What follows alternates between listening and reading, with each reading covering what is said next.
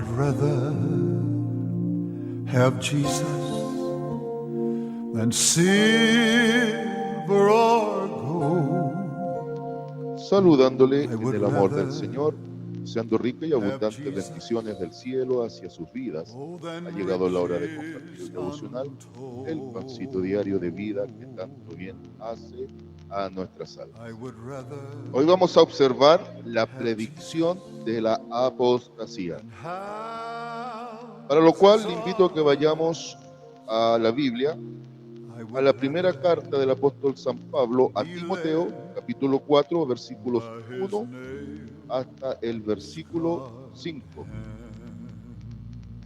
Primera Timoteo, capítulo 4, versículos 1 al 5. Esta carta está dentro de lo que se denomina las cartas pastorales. Y es el apóstol Pablo, un ministro maduro, un ministro fogueado, un hombre de Dios experimentado en 1000 batallas, aconsejando, advirtiendo y procurando llevar una sana enseñanza que debía ser transmisible hacia la vida de Timoteo, que iba a estar a cargo en su momento también de pastorear la iglesia de Éfeso, por ejemplo, y tenía una misión no menor. Y aquí el apóstol Pablo va a traer una advertencia, una predicción, prácticamente una visión profética de lo que iba a ocurrir con la iglesia, donde hoy por hoy vemos esto de una manera tremendamente gráfica. Bien, Primera Timoteo capítulo 4, versículos 1 al 5, dice así la palabra de nuestro Dios, y la leo en el nombre poderoso de nuestro Señor Jesucristo. Pero el Espíritu dice claramente que en los postreros tiempos algunos apostatarán de la fe, escuchando a espíritus engañadores y a doctrinas de demonios, por la hipocresía de mentirosos que, teniendo cauterizada la conciencia, prohibirán casarse y mandarán abstenerse de alimentos que Dios creó para que con acción de gracias participasen de ellos los creyentes y los que han conocido la verdad. Porque todo lo que Dios creó es bueno, y nada es de desecharse, y se toma con acción de gracias. Porque por la palabra de Dios y por la oración es santificado. Amén. El día de ayer, en esta sección, llevamos siempre una serie de 3 partes, en donde estamos viendo esto de lo adulterado de lo genuino, lo falso versus lo verdadero, donde veíamos que a la iglesia de Galacia el apóstol le decía no que haya otro evangelio, sino que hay algunos que lo han pervertido, es decir, han depravado algunas líneas fundamentales, algunas directrices claves del evangelio, y están enseñando cosas que están contrarias al mismo mandamiento del Señor expresado en el evangelio. Ahora vamos a observar cómo el apóstol Pablo da una predicción exacta, prácticamente una visión profética de lo que sería la apostasía. Lo he dicho y lo reitero, y para mí no es gravoso, que la apostasía es en el fondo el desertar de la fe, es dejar la fe genuina. Pero la apostasía, para entenderla bien, tiene 3 características. Número 1 es dejar la fe verdadera. Número 2, no practicar la verdad. Número 3, torcer las escrituras. Entonces, si usted observa, una lleva a la otra. Cuando se deja la fe genuina, caemos envueltos en la mentira. Por lo tanto, ya no hay una práctica genuina de la verdad, y por ende comienza a predominar la falta de temor de Dios y la manipulación en base a las mismas escrituras. Si esto lo contextualizamos al tiempo actual, una de las circunstancias o factores decisivos que ha demarcado que la apostasía en estos tiempos sea una realidad gráfica es precisamente que se ha perdido mucho temor de Dios en las congregaciones. Entonces el apóstol dice esto, pero el Espíritu dice claramente porque en los postreros tiempos algunos apostatarán de la fe, escuchando a espíritus engañadores y a doctrinas de demonios. Entonces, aquí es el Espíritu de Dios el que le comunica claramente al apóstol lo que iba a venir a futuro. Ahora, ¿cuándo comenzaron los tiempos postreros? Con el surgimiento de la iglesia. Desde ahí en adelante se inaugura el tiempo postrero, donde ahora nosotros como iglesia en pleno siglo XXI estamos viviendo ya los últimos momentos de esta era de la iglesia. Entonces, si allá en el tiempo de Pablo comenzó esto como una semilla de maldad, ahora ya hay un fruto pleno de muerte, injusticia y pecado. Y lo que dice el apóstol, que el apostatar de la fe va a venir en base a escuchar a espíritus engañadores y a doctrinas de demonios.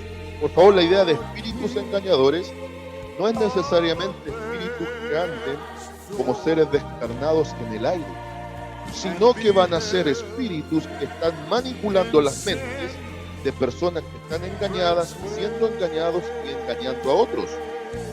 Entonces, la idea de espíritus engañadores tiene que ver con las falsas enseñanzas que muchas veces surgen como malas interpretaciones de la Escritura, o simplemente cuando se mezclan, como veíamos el día de ayer, ciertas filosofías, ciertas ciencias seculares con lo que sería la enseñanza bíblica.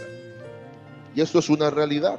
Hoy por hoy en muchos púlpitos lo que más se usa es psicología, filosofía, ciencia secular, pero no palabra de Dios. Entonces, esto de espíritus engañadores y doctrinas de demonios, ya Pablo lo vio anticipadamente y presenta dos características para ir discerniendo. Dice, por la hipocresía de mentirosos que, teniendo cauterizada la conciencia, tienen la conciencia prácticamente hecha de piedra. Esta idea de cauterizada la conciencia es que realmente están completamente endurecidos. Esto ya calza con la blasfemia contra el Espíritu Santo. Ya su conciencia está totalmente endurecida a escuchar la verdad de Dios y arrastran a otro tras sus mentiras en base a manipulaciones. ¿Y cuáles son las características? Número 1, prohibirán casarse, y número 2, mandarán abstenerse de alimentos que Dios creó. Está en la mente de Pablo, por ejemplo, la idea de abstenerse de alimentos, lo que planteaba el judaísmo, por ejemplo, la prohibición de comer carne de cerdo. Hay que entender la transición que tuvo la iglesia, desde el elemento judío a plenamente el elemento gentil. Con Cornelio, en Hechos capítulo 10, ya aparece claramente la idea de gentiles siendo incorporados directa y claramente a las filas del Evangelio, en donde en el año 70 de nuestra era, cuando Dios permite la caída completa de Jerusalén y la destrucción del templo a manos de Roma, dirigidos por Tito, hijo del emperador Vespasiano, que fue su generalísimo de ejército, donde Tito también, dice la historia universal, que llegó a ser emperador. Pero en el año 70 ocurre algo que Dios permite, en donde el elemento judío prácticamente desaparece de las filas del Evangelio y comienza a manifestarse ya con potencia absoluta solo la parte de gentiles que habían llegado a lo que es la iglesia. Entonces, ya en los días apostólicos, así como estaba la idea predominante del judaísmo de a la salvación agregarle la circuncisión, también estaba la imposición de muchos mandamientos que sí aplicó en su tiempo bajo la ley para el pueblo judío, como abstenerse de ciertos alimentos, principalmente el cerdo, que después muchos también quisieron y han querido, y al tiempo presente todavía quieren instaurarlo como para la iglesia, en donde ahora Pablo dice eso no corresponde, porque todo alimento, obviamente aplicando también un criterio y una ética, sería bueno en base a que ahora con el poder de la palabra y de la oración, dando acción de gracias, el alimento es santificado en la presencia de Dios. Entonces, ahora ya no es un código de ley tácito, obligatorio, Pero si usted observa, tampoco la Biblia en ninguna parte, sobre todo a los ministros, les prohíbe casarse. Tenemos el mismo ejemplo. Si fuese así, ¿por qué Cristo elige a hombres como Pedro que tenían esposa? Entonces, aquí yo quiero que usted observe algo. La manipulación de la apostasía en el torcer la escritura se evidencia en que los apóstatas van a prohibir cosas que la Biblia permite y van a permitir cosas que la Biblia prohíbe. Yuhu.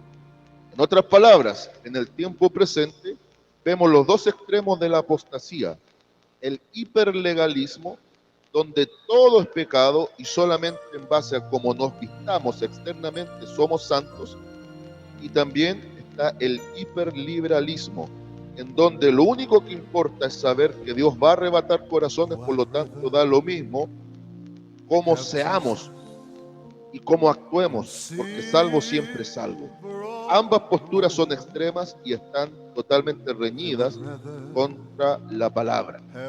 Ahora, si hubiese que identificar ciertas religiones con lo que presenta el apóstol como un adelanto a los tiempos, el prohibirán casarse calza con la idea de la religión católica, apostólica y romana, donde se instauró en su momento el voto de celibato, la prohibición de casarse a sus siervos.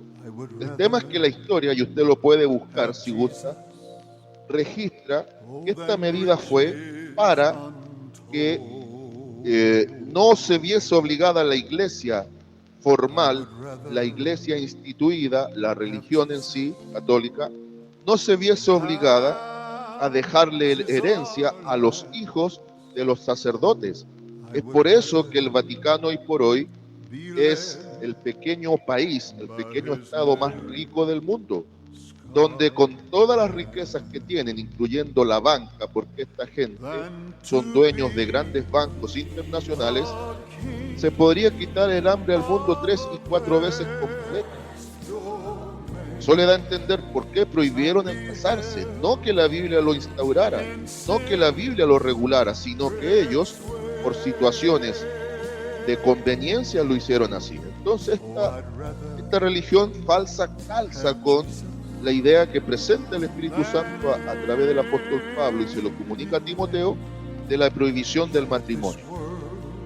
Y el mandato de abstenerse de ciertos alimentos que Dios creó, que ahora se pueden consumir con criterio, con ética y presentando los alimentos para que sean bendecidos en Dios, calza con la religión adventista del séptimo día, que todavía están viviendo bajo el yugo de la ley y aunque tienen un cierto criterio que es bueno en cierto aspecto, el cuidar el templo, el cuidarse en las comidas, lo cual es bueno, exageran en donde para ellos comer carne de cerdo es un pecado terrible. Entonces, para ir concluyendo, en esta predicción de la apostasía, en esta visión profética, el Espíritu Santo transmite a la vida de Pablo y a la vida de Timoteo el poner mucha atención a cuando comienza la manipulación de las escrituras, porque ya hay gente que no está en la verdad genuina y que finalmente, con falta de temor de Dios, plenamente están mezclando verdad con mentira, que finalmente es una mentira absoluta, y están turbando el corazón de muchos. Por eso, amada iglesia, estemos con los ojos muy abiertos, con el corazón entendido en lo que la sana doctrina enseña y con el oído atento a lo que el Espíritu dice. Dios nos bendiga. Saludos de paz, amor y bendición desde Longaví a cada uno de ustedes. Today.